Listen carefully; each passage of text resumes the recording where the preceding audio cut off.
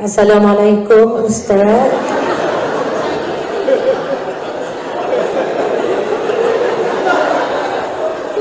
Dua kali Saya bagi jalan, saya bagi laluan. Okey.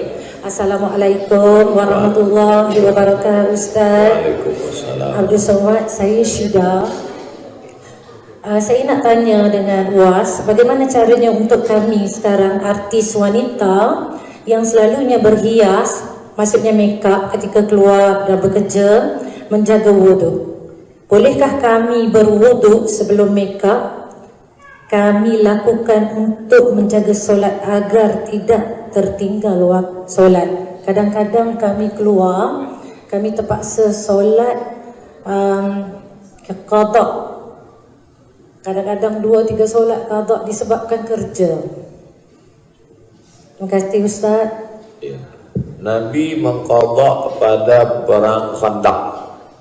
Dia qadha dari zuhur, asar, maghrib, isya, malam di qadha. Sebab menghadapi Ahzab.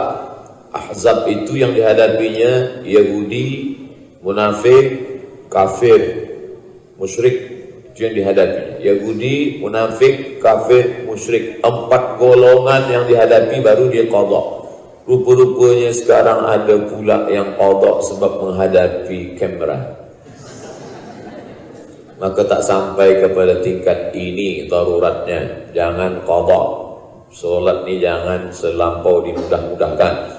Wasyiru, beri kabar gembira. Wala tunaffiru, jangan buat orang lari dari Islam. Yassiru, beri kemudahan. Wala tu'assiru, jangan persulit, jangan persusah Islam. Tapi jangan pula terlampau memudah-mudahkan. Sikit-sikit qadha, sikit-sikit jama'. Sekarang banyak orang terlampau mudahkan. Pengantin baru duduk jama'. Artis nak syuting qadha. Yang boleh jama' takdim tanpa qasar, jama' takhir tanpa qasar ni doktor operation. Dia operation dari pukul 12 hingga pukul 5. Operation panjang. Itu boleh jama' takhir sebab daruratnya tinggi, mati. Bila dia sedang operation, solat, sebut dia cakap, tunggu kejap ya, aku nak sembahyang, mati. Maka dia jamak, tapi tetap tak ada qasar sebab tak ada safar. Safar baru boleh qasar 2 rakaat. Tak ada safar tetap jamak takhir. Darurat tingkat tinggi. Atau orang yang cuci darah. Jadi 5 jam. 5 jam darah ni keluar lalu masuk balik. Itu 5 jam, tak boleh bergerak. Atau kemo. Darurat tinggi. Adapun syuting tak masuk dalam darurat tinggi. Maka mesti sembahyang bersama-sama. Artis lelaki sembahyang, artis perempuan bersembahyang, kameramen sembahyang. Sembahyang bersama supaya datang barakah. Saya dah sampaikan. Nak ikut, tak nak ikut, neraka jahanam dah siap. Wallahu a'lam besar. Ustaz ni cakap dia keras betul tak? Saya cakap saya je, hati lembut. Mudah-mudahan rezeki berkah. Yang kita cari ini apa? Rezeki dicari pagi, petang, siang, malam. Kalau tak ada berkah, berkah datang dengan solat. Tapi tanya juga pada Tok Mufti, tanya juga pada profesor-profesor. Jangan cakap Abdul Somad sahaja. Mungkin mereka lebih alim, lebih banyak kitab mereka. Itulah yang saya tahu. Wallahu a'lam bishawab. Baik, Datuk. Assalamualaikum Ustaz. Waalaikumsalam. Terima kasih banyak atas tazkirah yang santai tetapi bagus. Saya dah mengikuti Ustaz berbelas-belas YouTube Ustaz. Masya Allah. Saya Haji Abdul Rahim, siap surau ni. Siap dah 18 tahun dah. Jadi sebenarnya saya bukan pertanyaan tetapi nak berkongsi dan ada kaitannya dengan pertanyaan puan tadi dengan artis. Saya difahamkan yang hari ini adalah tazkirah eksklusif untuk artis di mana Ustaz akan menyampaikan apa yang baik kepada artis dengan harapan supaya artis-artis yang mempunyai pengaruh tinggi, pengikut yang beribu-ribu boleh merubahkan apa yang sepatutnya di luar. Jadi saya rasa ini adalah satu amanah besar yang patut dipikul oleh semua artis dan saya cuma berdoa dan berharap semua artis-artis yang ada di sini dan di luar sana dapat menyampaikan apa yang baik, terutama daripada Ustaz Abdul Samad yang kita dengar hari ini dan di YouTube yang sedang berpuluh-puluh tu, kerana apa yang saya lihat, keadaan akhlak dan keadaan akhlak kita, anak-anak remaja kita di luar sana sudah agak kritikal yang perlu dibentuk semula, ya. Jadi saya rasa pihak artis boleh memainkan peranan yang penting, kerana saya rasa mereka memikul amanah yang besar. Mereka sajalah, mereka adalah menjadi idola kepada semua, dan apa yang mereka buat akan diikut, insyaallah. Terima kasih Ustaz. Terima kasih. Kalau saya bagi tazkirah pada 100 orang lelaki mendengar khutbah Jumat saya, itu yang betul-betul mendengar 50 saja. Yang 50 lagi sudah naik ke Sidratul Muntaha. Dari yang 50 itu, yang ingat kaji hingga balik tinggal 30. Yang 20 tertinggal di tepi jalan. Dari yang 30, yang pandai menyampaikan ke orang di rumah hingga 20. Dari yang 20, yang didengar oleh anak bini dia tinggal 10. Itu kalau saya sampaikan pada 100. Tapi kalau saya sampaikan tazkirah pada 10 artis, maka sama saya sedang menyampaikan kepada 10.000 orang. Sebab satu artis dia ada follower.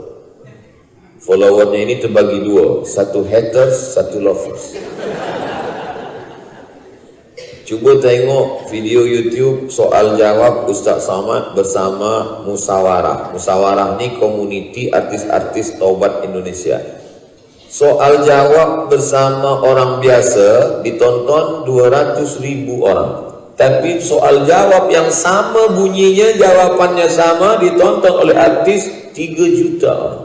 Sebab apa? Orang merasa tertarik, dia tengok thumbnail, artis ni kalau dia baik, dia cepat masuk surga. Tapi ke neraka cepat juga. Tapi insyaAllah yang suka tazkirah yang hadir ni insyaAllah membawa umat kepada surga. Ini belia-belia kita semua, kalau sudah dia suka pada artis, dia tergila-gila pada artis, semua dia ikut. Cara makan artis dia ikut, cara minum, senyumnya pun dia ikut. Oleh sebab itu, artis jangan berfikir tentang diri dia saja, dia ada makmum yang ramai di belakang. Makmum itu bernama follower. Sila puan. Assalamualaikum Ustaz. Nama saya Nurul Hidayah. Saya bukan artis.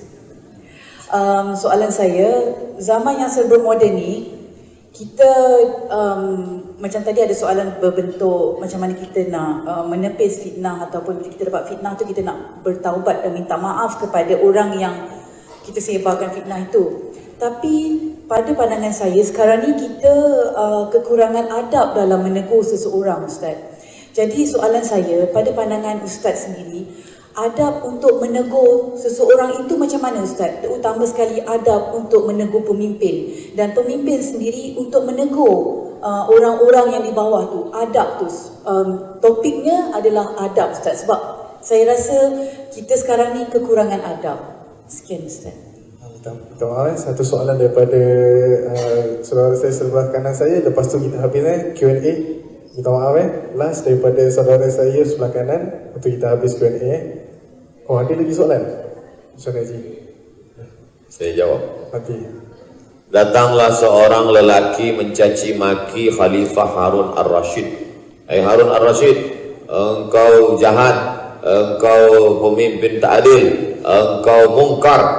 Kata Harun Ar-Rasyid, cuba tengok firman Allah tentang Musa kepada Fir'aun. Wa qula lahu qawlan layyina. Wahai Fir'aun, wahai Musa, bercakaplah engkau kepada Fir'aun dengan qawlan layyina, bahasa yang lembut. La'allahu yatadzakkara aw yakhsha. Mudah-mudahan dengan itu dia ingat pada Allah dan dia takut pada Allah. Kata Harun Ar-Rasyid, engkau tak sebaik Musa dan aku tak sejahat Fir'aun. Kenapa cakap engkau lebih kasar daripada Musa dan lebih menyakitkan daripada ucapan Musa kepada Fir'aun? Engkau tak sebaik Musa dan aku tak sejahat Fir'aun.